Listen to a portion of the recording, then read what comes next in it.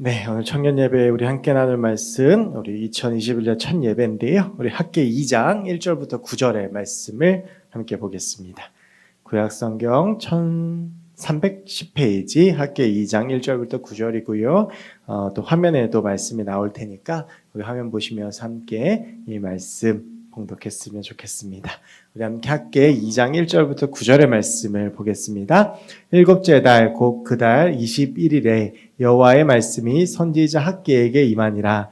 이르시되 너는 스알디엘의 아들 유다 총독 스룹바벨과 여호사닥의 아들 대제사장 여호수아와 남은 백성에게 말하여 이르라. 너희 가운데에 남아있는 자 중에서 이 성전의 이전 영광을 본 자가 누구냐? 이제 이것이 너희에게 어떻게 보이느냐? 이것이 너희 눈에 보잘것없지 아니하냐? 그러나 여호와가 이르노라. 스룹바벨아 스스로 굳세게 할지어다. 여호사닥의 아들 대제사장 여호수아야 스스로 굳세게 할지어다. 여호와의 말이니라. 이 땅 모든 백성아 스스로 굳세게 하여 일할지어다. 내가 너희와 함께하노라. 만군의 여호와의 말이니라. 너희가 애굽에서 나올 때에 내가 너희와 언약한 말과 나의 영이 계속하여 너희 가운데에 머물러 있나니 너희는 두려워하지 말지어다. 만군의 여호와가 이같이 말하노라. 조금 있으면 내가 하늘과 땅과 바다와 육지를 진동시킬 것이요 또한 모든 나라를 진동시킬 것이며 모든 나라의 보배가 이르리니 내가 이 성전의 영광이 충만하게 하리라. 만군의 여호와의 말이니라. 은도 내 것이요 금도 내 것이라. 만군의 여호와의 말이니라. 이 성전의 나중 영광이 이전 영광보다 크리라. 만군의 여호와의 말이니라. 내가 이곳에 평강을 주리라. 만군의 여호와의 말이니라. 아멘. 네. 회중석의 불을 좀 밝혀 주시겠습니까? 네. 캄캄해서. 네. 이제 2021년이 시작을 했습니다. 연말에 제일 많이 했던 말이 저희 부목사님들끼리는 그런 말이었던 것 같아요. 이게 연말인지도 잘 모르겠다라는 말들을 되게 많이 했는데 크리스마스, 연말 이런 것들이 예년하고는 다르게 조금은 조용하게 그리고 조금은 썰렁하게 그렇게 지나갔던 것 같습니다. 이게 다 이제 작년 1월 20일 날 처음으로 환자가 발생했던 코로나 때문에 일어난 일들이라고 생각이 되어지는데 이제 꼭 1년이 되어 갑니다. 이제 코로나로 인하여 참 힘든 2020년을 보내고 새로운 2021년을 시작하게 되었습니다. 이제 코로나로 인하여 막 사역도 축소되고 사실 작년 돌이켜 보면 계획되었던 사역들, 행사들 제대로 한 것이 아무것도 없을 만큼 좀 허무하게 한 해를 보냈고 또 올 한 해도 어떻게 이 한 해를 시작해야 될까라는 고민들이 참 많은 때입니다. 이렇게 코로나로 인하여 이렇게 제 삶을 보면 참 안 좋은 것들이 많아요. 이제 계획도 세울 수가 없고 사역도 많이 줄어들고 그래서 하고 싶은 것들도 못 하고 머리도 아프고 골치도 아프고 여러 일들이 있습니다만 코로나로 인해서 좋은 게 딱 하나 있습니다. 저한테 그건 예년에 비해서 개인 시간이 좀 많이 늘어났다는 거예요. 아무래도 사역들이 좀 줄어들고 지금 수요 예배, 금요 예배도 온라인으로 드리고요. 토요일 날 이제 오전에 하던 셀 모임이나 셰카이나 연습 이런 것들도 다 지금 하지 못하기 때문에 제가 이제 주말에도 그렇고 개인적인 시간들이 좀 늘어나면서 참 사역을 시작하고 처음으로 아이들하고 온전히 주말을 보내주고 있고 그리고 조금은 개인 시간이 늘어나서 독서나 그리고 논문을 쓰는 일들을 조금 이렇게 수월하게 해낼 수 있었습니다. 그러면서도 이제 한 가지 그 속에서도 또 좋은 유익은 제가 TV를 참 좋아했는데 그동안은 그렇게 정해진 시간만큼 저녁 시간에만 이럴 때 봤는데 주말 같을 때 보고 싶은 프로그램들을 좀 볼 수 있다라는 겁니다. 그러면서 제가 보는 프로그램이 한 두세 가지 정도가 생겼는데 그중 하나가 토요일 저녁에 하는 놀면 뭐하니라는 프로입니다. 참 재밌더라고요. 저 옛날에 무한도전 한참 때 무한도전을 참 좋아했었는데 약간 그 느낌도 나고 이제 여름에 싹쓸이부터 시작해서 환불원정대 이런 이야기 이런 에피소드들이 쭉 되고 있는데 이제 요즘 요 근래 들어서 몇 달 동안 놀면 뭐하니를 보면 참 옛날 생각이 많이 나더라고요. 옛날 가수였던 비나 이효리라든지 엄정화라든지 이런 가수들이 나오면서 참 옛날 추억에 잠기게 하는 프로그램들이 많이 있었고 그 중에서도 이제 지난주 그리고 어제 이렇게 해서 겨울 노래 뭐 구출 대작전이라는 프로젝트를 했습니다. 근데 이게 나오는 가수들을 보면 좀 옛날 가수들이 많았어요. 지난 어제 말고 그 전주를 보면 미스터 투라고 여러분 혹시 아십니까? 그게 이제 미스터 투의 하얀 겨울 28년 된 노래인데 제가 되게 좋아하는 노래예요. 제가 그때가 아마 초등학생, 국민학생 때였죠. 그때 나온 이제 카세트 테이프를 사서 매일 들었던 기억이 나는데 저는 그 노래가 이제 들려야지 그 종소리가 좀 들려야 겨울이 오는 기분이 나는데 지난주 이제 첫 그 가수로 그분들이 나와서 28년 만에 이제 하는 노래를 라이브로 들었는데 어찌나 그렇게 눈물이 나든지 참 청승을 또 떨었습니다. 그리고 어제도 보면 이문세라든지 윤종신이라든지 김범수 조금 이렇게 오래된 가수들이 나와서 이렇게 노래를 했는데요. 지난주도 그렇고 어제도 그렇고 TV가 끝난 다음에 잠시 TV를 끄고 조금 이렇게 옛날 생각이 혼자 잠겼었습니다. 예전에 뭐 중학교 때, 고등학교 때, 또 과거들을 회상하면서 문득 과거로 돌아가고 싶다라는 생각을 했고 제가 심심치 않게 좀 타임머신 같은 게 있으면 좋겠다라는 그런 허무맹랑한 생각들도 가끔은 하기 시작합니다. 근데 이제 어제는 그렇게 생각에 좀 빠지다가 문득 헷갈리기 시작했어요. 그게 제가 지금 추억을 회상하고 있는 건지 아니면 내가 지나온 삶을 후회하고 있는 건지 그게 헷갈리기 시작하더라고요. 과거에 걸어왔던 제 시간들이나 삶에 대해서 아름답게 남겨진 추억들을 생각하고 있는 것인지 아니면 내가 과거에 해왔던 선택했던 그 선택들이나 내가 살았던 삶들, 내가 이루지 못한 것들에 대해서 후회하고 있는 것인지에 대해서 스스로가 이제 의문부호가 붙었습니다. 그러다 고민하다가 문득 제 안에 들었던 생각은 내가 이제 추억을 넘어서 어느덧 과거를 후회하고 있는 것 같다라는 생각을 했습니다. 내가 신학을 선택하지 않았다면 나의 삶은 어땠을까? 내가 학교 다닐 때 공부를 조금 더 열심히 했다면 어땠을까? 내가 이런 선택을 할 때 좀 이런 다른 선택을 했다면 어땠을까? 그런 이제 생각들을 참 많이 했었습니다. 그러면서 이제 갑자기 슬프고 우울해지는 그런 경험들을 하게 됐는데요. 이제 2021년을 시작합니다. 항상 이맘때가 되면 늘 새로운 희망과 새로운 시작들을 이제 바라보게 되지만 그러면서 또 한편으로는 작년에 게으르고 나태하고 이루지 못했고 또 변함없이 무너졌던 나의 삶에 대한 후회들도 가득 넘쳐나가게 되고 그리고 나의 삶을 돌아보면 그런 후회들이 또 쌓이고 쌓이는 것이 우리의 모습이지 않을까라는 생각을 합니다. 특별히 올해는 더 그런 것 같습니다. 한 해를 시작하면서 코로나로 인하여서 참 여러 가지 것들이 어려워지고 무너지고 뭉개지고 어려워지면서 제대로 살아나지 못했던 나의 삶에 대한 후회들이 우리를 가득 덮고 있는 것이 아닌지라는 생각을 해봅니다. 오늘 이제 이 본문 말씀을 잠시 나누면서 우리 신앙인들에게 있어서 후회라고 하는 이 문제에 대해서 조금 다루어 보려고 해요. 오늘 본문은 여러분들이 그렇게 익숙하지 않은 본문입니다. 학개라고 하는 본문인데 이 학개라고 하는 것은 사람의 이름입니다. 이제 학개 선지자의 이름인데요. 이제 이 학개는요 바벨론에 의해서 패망한 후 포로로 끌려간 이스라엘 백성들이 1차 예루살렘 귀환을 했을 때 활동했던 선지자입니다. 이렇게만 언뜻 들어서 잘 모르실 텐데 그래서 이 배경을 이 학개를 이해하기 위해서는 이 당시 역사적 배경을 좀 이해하실 필요가 있습니다. 제가 뭐 설교 시간을 통해서나 혹은 성경 강의를 할 때 몇 번 말씀드린 적이 있지만 이스라엘이 사울과 다윗과 솔로몬 때까지 통합왕국이었다가 솔로몬의 아들 르호보암 때 나라가 북이스라엘과 남유다로 쪼개지게 됩니다. 그러면서 이제 북이스라엘이 주전 722년에 아수르에 의해서 멸망을 하게 되고 남유다가 주전 587년에 바벨론에 의해서 멸망을 하게 돼요. 그래서 북이스라엘이 먼저 멸망하고 그리고 바벨론이 멸망을 하는데 이 아수르와 바벨론이 이 식민지로 삼은 이 나라들에 대한 정책이 달랐습니다. 아수르 같은 경우에는 식민지로 지배한 나라가 있으면 그 나라에 들어가 살았어요. 그래서 그 나라의 영토나 그 나라 사람들을 자기의 민족들로 삼고자 노력을 했습니다. 그래서 이제 북이스라엘의 수도인 사마리아를 유대인들이 굉장히 싫어했던 이유가 혐오했던 이유가 거기 있다라고 제가 여러 번 말씀드린 적이 있습니다. 그래서 순혈주의가 강한 유대인들 입장에서 봤을 때 북이스라엘 지역에 있는 특별히 사마리아인 이 사람들을 피가 섞인 더러운 민족이라고 하는 거죠. 그런데 이 바벨론이 남유다나 특별히 여러 가지 식민지로 통치했던 나라들에게 대하는 정책은 정반대였습니다. 영토는 그대로 내버려두고 포로들을 끌고 가는 거예요. 포로들을 끌고 가서 이제 똑똑한 사람들은 교육을 시켜서 왕궁에서 뭐 신하도 시키고 했어요. 그 가장 대표적인 사람이 누굽니까? 다니엘이에요. 그래서 이제 이걸 바벨론 포로기라고 하는데 이스라엘 백성들 그 유대인들이 바벨론으로 끌려간 거예요. 그리고 예레미야가 예언한 대로 약 70년 동안을 이제 이 바벨론에서 포로로 살게 됩니다.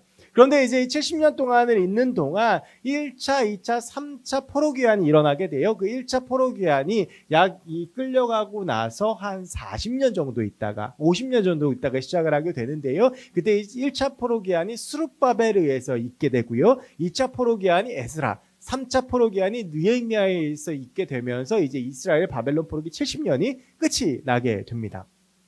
이게 이제 이 남유다의 배경이 되겠는데요. 이제 이 이스라엘 백성들이 바벨론의 포로로 끌려가서 살고 있었는데, 여러분 잘 아시겠지만 다니엘을 통해서도 말씀을 나눠놓고 여러분 말씀드린 적이 있지만, 이스라엘 백성들이 바벨론에 의해서 지배를 받을 때 이 자기를 지배하고 있는 나라가 바뀌어요. 바벨론이 바사에 의해서 멸망을 하게 되고, 바사가 이제 이 남유다의 포로들을 그대로 인수를 해서 이제 지배를 하게 됩니다. 그러니까 이제 바벨론 왕에서 바사 왕으로 바뀌게 되는데, 이 바사 왕 중에 고레스라고 하는 사람이 있습니다. 이 고레스라고 하는 사람이 주전 538년에 고레스 칙령을 발표를 하는데, 그것이 뭐냐 하면 유다 사람들을 이스라엘로 돌려보내는, 예루살렘을 돌려보내는 거예요.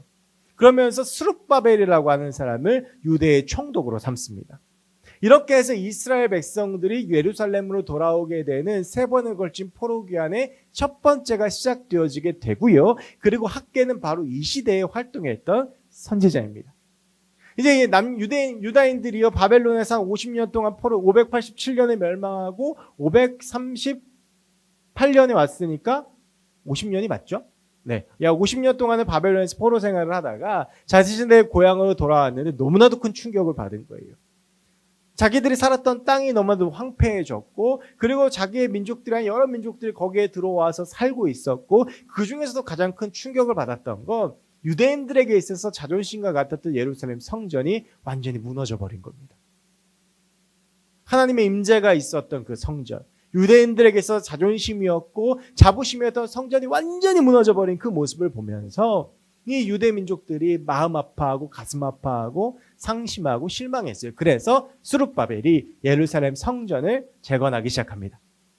그리고 이제 2차 포로기한 때는 에스라가 영적 부흥을 일으키고, 3차 포로기한 때는 느헤미야가 예루살렘 성벽을 재건을 해요. 이게 이제 재건의 역사인데, 그래서 이제 이 스룹바벨이 으쌰으쌰해서 약 5만 명의 유대인들이 1차 포로기한을 했거든요. 그래서 5만 명의 유대인들과 같이 예루살렘 성전을 재건하게 되는데, 그때 바사의 왕이 바뀝니다. 그때 이제 바사의 왕이 되는 사람이 다리우스 히스타스페스라고 하는 사람이 바사 제국의 왕이 되게 되는데, 이 사람이 이제 예루살렘 고레스와는 다르게 유대인들의 굉장히 적대적이었어요. 그래서 이 성전 재건하는 걸 멈추게 합니다. 그리고 그 전에도 이미 이웃의 여러 족속들로부터 방해 공작을 받고 있었던 차에 왕까지도 성전 재건을 하지 못하게 하니까 그렇게 이스라엘 백성들의 성전 재건이 멈추게 돼요. 그게 약 16년 동안을 계속되어집니다.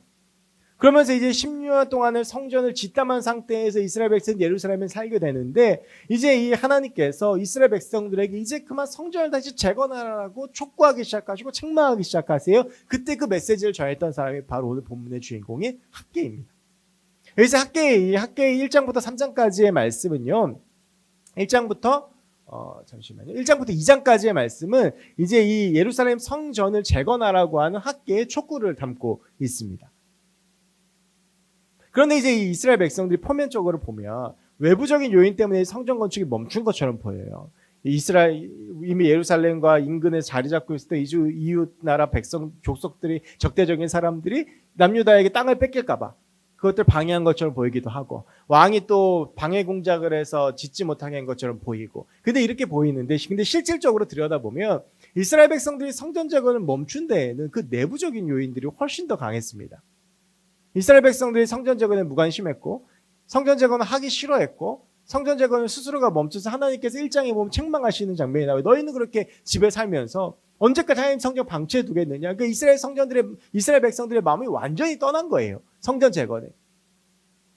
무너진 예루살렘 성전을 보면서 가슴 아파해서 성전 재건하게 또 달려들었던 이스라엘 백성들이 도리어 더 무관심해지고 여러 가지 외부적인 자극도 있었지만 스스로도 더 이상 이걸 지을 필요를 못 느끼게 된 거예요.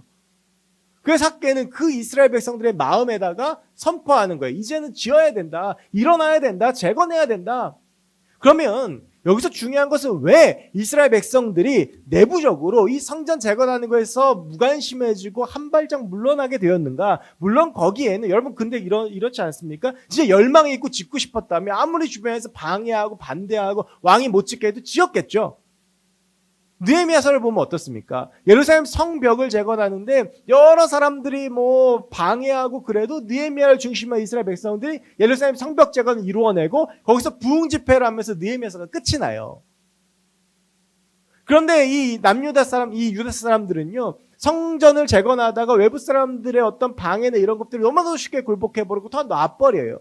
이것은 그 안에 내부적인 동기들 가운데 문제가 있었다라고 추측해 볼 수가 있어요. 그럼 그것이 무엇인가? 그거에 대해서 오늘 본문 말씀 2장 3절에서 이야기를 해줘요. 2장 3절이 이렇게 되어 있거든요. 뭐라고 하냐면 너희 가운데 남아있는 자 중에서 이 성전의 이전 영광을 본 자가 누구냐? 이제 이것이 너희에게 어떻게 보이느냐? 이것이 너희 눈에 보잘것없지 아니하냐? 이 말이 이런 말이에요. 지금 이 유대인들 중에서는 이전에 솔로몬 성전을 본 사람들이 있어요. 50년 정도 흘렀으니까. 어렸을 때든 청장년 때든 예루살렘 성전의 그 어마어마한 솔로몬 성전의 그 어마어마한 위엄과 영광을 본 사람들이 있어요. 그런데 이 사람들이 막상 자기들이 성전을 재건하다 보니까 어떤 거예요? 이게 너무 초라한 거예요. 금으로 도배되어 있었고 뭐 온갖 화려한 장식들과 그리고 어마어마한 위용을 자랑했던 솔로몬 성전을 나는 기억하고 있는데, 그리고 그걸 보지 못했더라도 부모님들한테는 그렇게 들었는데, 그 예루살렘 성전이 우리 민족의 자존심이고 그 가운데 하나님이 임하시는 곳이라고 들었는데 막상 우리가 짓는 성전은 너무나도 보잘것없는 거예요. 이전 솔로몬 성전이 20층짜리 펜트하우스였다고 한다면 지금 내가 짓는 건물은 초가집 같은 거예요. 그러니까 사람들이 짓다가 어떻게 되고 김이 빠진 거예요. 이거 지어봤자 뭐하나 싶으면서 사람들은 다 이제 뭘 하기 시작한 겁니까? 예전 생각하기 시작한 거예요. 이전에 솔로몬 성전은 어땠는지 아니? 이거하고 비교가 안 된다. 이게 뭐 요즘 얘기한 나 때는 아니에요. 그러면서 우리 때는 그랬어. 그러면서 과거 속에 빠져가지고 지금 내가 해야 될 일을 잊어버리는 거예요. 그러면서 이거에 대해서 여러 가지 이제 작용들이 있었겠죠. 조상들의 죄에 대한 어떤 원망과 왜 그 사람은 죄를 지어서 왜 우리 조상들은 우상숭배를 해서 아이고 나는 어떻게 살았더라. 그리고 나이 든 사람들은 내가 그때 괜히 우상숭배를 해서 솔로몬 성전 무너지고 완전히 지금 이렇게 우리가 황폐해지고 초라해졌네. 그냥 이런 것들만 난무하고 그냥 이런 말들만 왔다 갔다 하느라 지금 눈앞에 있는 성전 지을 생각을 하지 않는 거예요. 그러면서 그렇게 예루살렘 성전이 1년, 2년, 3년, 5년, 10년, 16년까지 멈추어져 버렸다라고 하는 것이죠. 오늘 하나님께서 그걸 기억하시는 거예요. 너희들 중에 솔로몬 성전 기억하는 사람 있냐? 봐봐. 초라하지 않냐? 근데 4절이 이렇게 하죠. 그러나 그게 초라하지. 그러나 여호와가 이르노라. 스룹바벨아 지도자예요. 스스로 굳세게 할지어다. 초라하게 여기지 말고 사람들의 말에 흔들리지 말아라. 제사장인 여호사닥의 아들 여호수아야 스스로 굳세게 할지어다. 여호와의 말이니라. 이 땅 모든 백성아 스스로 굳세게 하여 일할지어다. 내가 너희와 함께하노라. 만군의 여호와의 말이니라. 이 말은요, 저 성전 초라해도 내가 그 가운데 임한다라는 거예요. 그러니까 눈에 보이기에 화려하고 초라하고가 중요한 게 아니라 성전의 기능은 뭐예요? 하나님의 임재잖아요. 하나님이 그게 아무리 초라해도 내가 임재할 것이니까 지으라라고 하는 이야기예요. 지금 과거를 아무리 곱씹고 후회하고 과거의 영광을 생각하고 과거의 너희 죄들을 원망하고 조상들의 죄들을 원망하고 후회해봐야 아무 소용이 없고 이제 너희가 해야 될 일을 보라고 하는 것입니다. 여러분, 이것이 그리스도인들에게 대해서 이 후회에 대한 메시지를 던져주는 본문입니다. 과거에 발목 잡히고 후회하고 돌아오지 않는 시간을 기대하지 말고 앞을 보라고 하는 거예요. 저도 이렇게 오늘 본문 보다가 생각해보면 저도 후회할 때가 꽤 많이 있어요. 그런데 여러분, 우리가 주로 후회할 때가 언제인 줄 아세요? 내가 하는 일 잘 되면 후회 안 돼요. 내가 뭔가 내 마음대로 인생이 되면 후회 안 해요. 근데 뭔가 내 마음대로 잘 안 되고 내 뜻대로 안 풀리고 뭔가 답답하고 절망스럽고 내가 보기에 이 이스라엘 백성들처럼 옛날하고 내 모습을 비교해보기 형편없고 뭔가 내 죄가 내 발목 잡는 것 같고 뭔가 내 과거가 마음에 들지 않고 이런 마음의 부정적인 작용들이 일어나면 후회를 하게 됩니다. 이거는 추억을 회상하는 것과는 다른 거예요. 그런데 우리가 새해를 시작하면서 추억을 회상하는 것에 넘어가서 이렇게 과거의 발목 잡히고 과거의 영광이나 과거의 죄나 과거의 모습 때문에 벗어나지 못하고 자꾸 거기에 머물러 있는 것은 아닌지 우리의 삶을 한번 되새겨 볼 필요가 있습니다. 어떤 사람 중에는요, 과거에 받은 은혜 가지고 사는 사람이 있어요. 10년 전에 만난 하나님 가지고 살고, 10년 전에 만난 주님 가지고 살고, 어떤 사람은 10년 전에 지은 죄 때문에 한 걸음도 못 나가는 사람도 있습니다. 어떤 사람은 내가 한 10년 전의 선택 때문에 지금도 무너지고 넘어지는 사람도 있어요. 여러분, 성경에서요, 후회해서 인생 망친 가장 대표적인 사람이 누군지 아세요? 가룟 유다예요. 가룟 유다가요, 씻을 수 없는 죄를 지었습니다. 열심당원인 가룟 유다는 정치적인 목적에서 예수님 따랐어요. 그래서 예수님 따라다니고 저분의 능력이라면 로마 뒤집어 엎고 혁명 일으키고 뭔가 대단한 일이 일어날 줄 알았는데 그게 아니었던 거예요. 그래서 예수님은 30세겔에 팔죠. 나쁜 놈이에요. 감당이 안 되죠. 여러분이 만약 가룟 유다의 입장이라고 생각해 보세요. 이게 감당이 됩니까? 내가 예수님을 팔아가지고 예수님이 십자가에 달려 돌아가셨는데 자살해요. 그런데 그날 밤에 가룟 유다랑 비슷하게 나쁜 놈이었던 인간이 한 명 더 있어요. 베드로예요. 예수님 3번 부인하고 저주하고 도망갔잖아요. 그것도 그 전에 예수님 나 절대 주님 부인하지 않겠습니다라고 확언했는데 유형은 달라 보이지만 둘의 죄목은 똑같아요. 뭐예요? 배신자예요. 그런데 베드로는 어떻게 했습니까? 물론 그 과거 때문에 힘들하고 괴로웠지만 버텼어요. 그랬더니 어떻게 했어요? 예수님이 찾아오셔서 용서하시고 만지시고 새 사명 주셨죠. 여러분, 이 두 사람의 모습이 우리가 과거에 내가 저지른 죄나 나의 시간이나 나의 삶에 대해서 어떻게 대응해야 되는지를 보여줘요. 여러분, 과거는 돌이킬 수가 없어요. 과거는 되돌릴 수가 없어요. 우리의 상상이나 뭐 영화나 이런 것 속에서 뭐 과거를 돌이키는 거지 절대 과거 돌이킬 수 없어요. 기독교인은, 우리 그리스도인들은 후회하는 사람들이 아니에요. 후회와 회개는 다르거든요. 제가 그래서 청년 사역을 꽤 오래 했잖아요. 청년들하고 이렇게 좀 친해져서 깊은 대화를 하다 보면 청년들이 이제 영적인 문제에 대해서 이야기를 하면서 내가 영적으로 더 이상 나아가지 못한 이유에 대한 이야기를 하면서 저랑 정말 친해지면 털어놓는 이야기들 중에 90%가 성에 관련된 문제예요. 성관계에서 넘어지고 뭐 그런 성 경험이 있고 이런 게 하나님 앞에만 쓰면 생각나고, 그리고 그게 자꾸 내 발목을 붙잡아가지고 나아갈 수가 없는 거예요. 스스로가 초라해 보이고 스스로가 너무나도 약해 보이고 스스로가 너무나도 보잘것없어 보이고 나 같은 게 어떻게 하나님 찾냐 이런 생각이 드는 거죠. 제가 그런 청년들에게 늘 이야기해 주는 게 요한복음 8장 1절에서 11절입니다. 현장에서 가늠하다가 한 여인이 잡혀옵니다. 모세의 율법대로면 그 자리에서 돌로 쳐 죽이면 됩니다. 근데 사람들은 예수님 곤란하게 만들려고 이 여인은 어떻게 할까라고 물어봐요. 예수님께서 살려라 라고 말씀하시면 모세 율법을 어겼다고 고발할 것이고, 예수님께서 죽이라고 말씀하시면 그동안 예수님께서 말씀하셨던 모든 것들과 정반대로 예수님께서 행동하시는 거예요. 근데 예수님께서 땅에다 글씨를 쫙 쓰시죠. 뭐 신학학자들 중에 대부분은, 많은 사람들은 그 자리에 있는 사람들의 죄를 그 땅에 썼을 것이다 라고 이야기들을 많이 해요. 그러면서 말씀하세요. 너희 중에 죄 없는 자가 여인 돌로 쳐라. 사람들이 도망갔어요. 예수님과 여인만 남았어요. 예수님께서 이 여인에게 말씀하세요. 내가 너를 정죄하지 않는다. 너를 정죄하는 자들이 어디 있느냐? 나도 널 정죄하지 않는다. 여러분, 이게 우리가 걸어온 과거에 대한 팩트예요. 우리 주님께서 우리의 과거를 문제 삼지 않으신다고요. 그게 십자가의 능력이에요. 우리가 십자가를 받아들이고 그 안에서 참된 회개가 일어나면 우리 주님께서 우리의 과거를 문제 삼지 않으세요. 근데 더 중요한 건 그 다음 말씀이에요. 그러니 가서 다시는 이와 같은 죄를 짓지 말아라. 자, 여러분, 주님의 지금 메시지가 과거에 있습니까? 미래에 있습니까? 중심이 미래에 있어요. 너의 그 과거, 너의 부끄러운 과거, 그거 해결해 주려고 내가 온 거야.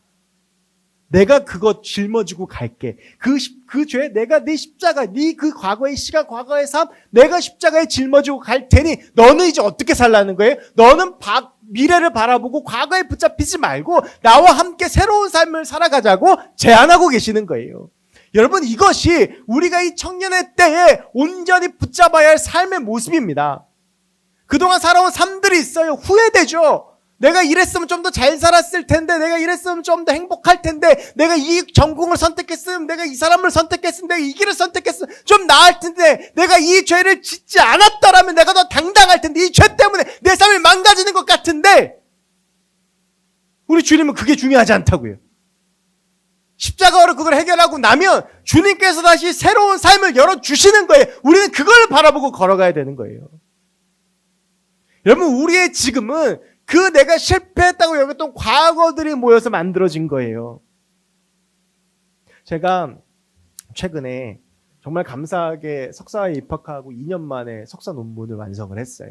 그래서 학위가 끝났어요, 2년 만에. 근데 제가 이제 되게 늦은 거거든요. 왜냐하면 제가 신대원을 졸업하고 보통 2, 3년 안에 학위들에 들어가는 전 11년 만에 들어갔어요. 근데 제가 이제 그렇게 된 이유가 있는데, 제가 신대원을 졸업하고 1년 있다가 그때 총각이었을 때 그 학위 과정 들어가려고 원서도 사고 그 지원도 했어요. 그때 제가 이제 군사역 하고 있었으니까 목회 상담을 하고 있었거든요. 목회 상담을 선택했거든요. 근데 제가 그렇게 해서 딱 지원을 하고 나서 그 다음 주에 저희 아내를 처음 만났어요. 원서 접수하고 그 다음 주에. 그러고 나서 저희 아내하고, 저는 양주에, 저희 아내 마산에 장거리 연애를 하는데 유일하게 월요일 하루 만났는데, 저하고 저희 아내가 뭐 중요한 약속을 했는데 그날이 입시 시험 날이었던 거예요. 제가 입시 보러 안 가고 저희 아내 만나러 갔어요. 그래서 제가 그 원서비만 날리고 이 시험을 못 봤어요. 저는요, 평생 여태까지 그게 제일 후회되는 순간이었어요. 내 아내를 만났다는 게 후회되는 게 아니고, 잘 들으세요. 방송 나가고 있는데, 그냥 그때 입시를 봤어야 되는데, 그랬으면 제 인생이 훨씬 빨라졌을 거거든요. 근데 그러면서 이제 아내 만나서 결혼하고 지방 내려가면서 공부를 한동안 못했는데, 제가 이번에 감사한 건 저가 목회 상담을 전공했으면 어떨까라는 생각이 드는 거예요. 저는 목회 상담하고 맞는 사람이 아니에요. 왜냐하면 성격이 급하고 말이 많아서 상담에 어울리지 않아요. 저는 선교 신학이 너무 좋아요. 근데 그때 제가 그 순간에 그 선택을 했기 때문에 지금 선교 신학을 하는 거거든요. 여러분, 우리가요, 과거의 삶들이 다 후회스럽고 좀 뭔가 이상하고 그게 내 실수인 것 같지만, 중요한 건 내가 하나님께 내 삶을 맡기면 하나님은 그것들까지도 선한 것으로 바꿔주신다는 거예요. 뭐 청년의 때 만나고 헤어진 일들이 많습니다. 이 사람을 만나서 헤어지면 죽을 것 같아요. 저도 그랬어요. 근데 그 사람과 헤어졌으니까 지금 있는 사람 만난 거예요. 그 아픔들과 그 과거들이 내 삶을 만들어 간다고요. 그러니까 그 과거는 매여서 헤어나오지 못한 잎 같은 것이 아니라 주님과 함께 딛고 일어나야 될 장애물인 거예요. 그리고 우리가 하나님과 함께라면 그것들을 딛고 이길 수 있어요. 우리가 이스라엘 백성들처럼 옛날 영광, 옛날 죄, 옛날 생각하고 있으면요, 16년 동안 그냥 그 자리에 멈춰 있는 거예요. 근데 하나님께서는 원하시는 삶이 그게 아니에요. 그럼 하나님께서 어떤 삶을 원하시느냐? 하나님은 자꾸 과거 보지 말고 오늘 이어진 5절부터 9절까지의 말씀이 그거예요. 야, 내가 어떤 하나님인지 기억하라는 거예요. 내가 너희들 애굽에서 출애굽시킨 거 하나님이야. 은도 내 것이고 금도 내 것이야. 내가 너희들에게 은금 못 주게 해서 더 화려한 성전 못 지게 하기 위해서 내가 원하는 거 그거 아니야. 자꾸 옛날 보지만 너희들은 뭘 보라는 거예요? 스스로 마음 굳세게 해서 전능하신 나를 봐라. 전능한 나를 봐라. 내 안에 있어라. 아니, 성전이 금으로 되어 있든 나무로 되어 있든 뭔 상관이냐. 거기 내가 임하면 되는 것 아니냐. 너희들 그것 보라고 하는 거예요. 그럼 여러분, 이런 삶은 어떤 삶일까요? 내가 과거가 아니고 하나님 보고 미래 보고 가야 되는데 이 삶이 과연 어떤 삶일까? 제가 이거에 대해서 고민하다가 방금 전에 아주 놀라운, 그냥 제 나름대로는 생각을 했는데요. 당구를 처음 배우면요, 저는 당구를 그렇게 뭐 좋아하진 않지만 당구를 배우는 사람들 얘기를 들으면 당구를 처음 딱 배우면 사람 머리가 다 당구공으로 보인대요. 그래서 이렇게 쫙 이렇게 앉아 있으면 이렇게 딱 쳐서 쿠션 맞추는 거, 이것만 이렇게 보인다고 그러더라고요. 그건 뭐 바라보고 뭐 안에서 하는 거예요? 당구 안에서 하는 거예요. 당구 생각만 하는 거죠. 우리 청년들 중에 여기 대부분 게임 좋아하는 청년들인데, 보니까 그러네. 게임하면 무슨 생각만 나요? 게임 생각만 나잖아. 여러분, 우리가 하나님 안에 산다는 건 뭐예요? 하나님 생각하면서 하는 거예요. 얼마 전에 구글하고 유튜브가 1시간 동안 서버가 멈춘 적이 있어요. 난리 난 거 아세요? 근데 여러분, 우리의 삶에 하나님이 한 시간 없으면 우리의 삶에 어떤 문제가 생깁니까? 아무 문제가 안 생겨요. 나에게 하나님이 그런 의미가 아니기 때문에. 여러분, 하나님을 내 삶 가득 가운데 채우고 내가 그 하나님 안에 있으면 다른 것들이 침투해 오지 못해요. 그래서 제가 이 생각을 하고 다시 한번 제 삶을 돌아봤어요. 언제 내가 가장 후회를 많이 하냐? 하나님이 나를 채우지 못할 때예요. 저희 예영이가 자꾸 집이 좁다고 칭얼칭얼 대거든요. 넓은 집으로 이사 가자고. 그저께는 제가 너무 충격받았는데 갑자기 저한테 아빠 이제 이렇게 오고 있는데 CJ 택배기사 아저씨가 지나갔어요. 아빠 택배하면 얼마 벌어? 그래서 한 달에 한 400, 500 벌지. 아빠 하면 안 돼? 제가 그 말을 듣고 너무 충격을 받은 거예요. 왜? 그랬더니 돈이 너무 많이 필요해 라는 거예요. 그러고 나니까 문득 내가 돌아온 삶에 대한 여러 가지 생각들이 드는 거죠. 그 순간 하나님께서 내게 주신 사명이나 하나님께서 내게 열어주신 길들이 중요한 게 아닌 거예요. 여러분, 우리가 언제 과거에 붙잡히냐 하면 하나님을 떠나면 그렇게 돼요. 여러분, 우리 안에 하나님으로 채워야 돼요. 결국 이게 시간 싸움이거든요. 내가 과연 하나님 앞에 얼마나 있느냐, 내가 과연 하나님을 얼마나 붙잡느냐. 유튜브 30분 보는 거는 너무나도 시간이 금방 가는데 성경 30분 읽는 것은 너무나도 괴롭고,